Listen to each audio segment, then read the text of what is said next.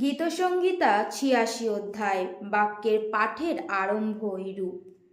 হে সদাপ্রভু, কর্ণপাত করো, আমাকে উত্তর দেও, কেননা আমি দুঃখী ও দরিদ্র।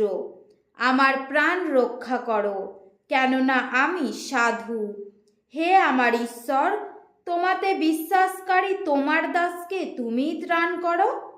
হে প্রভু, আমার প্রতি কৃপা করো, কেননা আমি সমস্ত দিন তোমাকে ডাকি।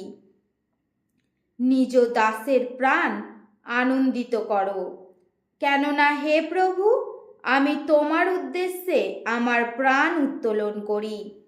কারণ হে প্রভু, তুমি মঙ্গলময় ও ক্ষমাবান, এবং যাহারা তোমাকে ডাকে তুমি সেই সকলের পক্ষে দয়াতে মহান।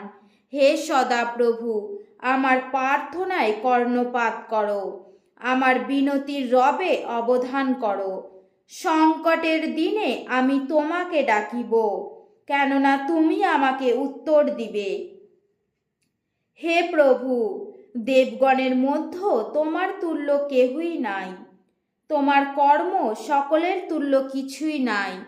হে প্রভু, তোমার বিরচিত সর্বজাতি আসিয়া তোমার সম্মুখে প্রণিপাত করিবে, তাহারা তোমার নামের গৌরব করিবে, কারণ তুমি মহান এবং আশ্চর্য কার্যকারী, তুমি একমাত্র ঈশ্বর। সদাপ্রভু, তোমার পথ আমাকে শিক্ষা দেও, আমি তোমার সত্যে চলিব। তোমার নাম ভয় করিতে আমার চিত্তকে একাগ্র করো। হে প্রভু আমার ঈশ্বর, আমি সর্বান্তঃকরণে তোমার স্তব করিব। আমি চিরকাল তোমার নামের গৌরব করিব, কেননা আমার পক্ষে তোমার দয়া মহৎ, এবং তুমি অধ্যস্ত পাতাল হইতে আমার প্রাণ উদ্ধার করিয়াছ।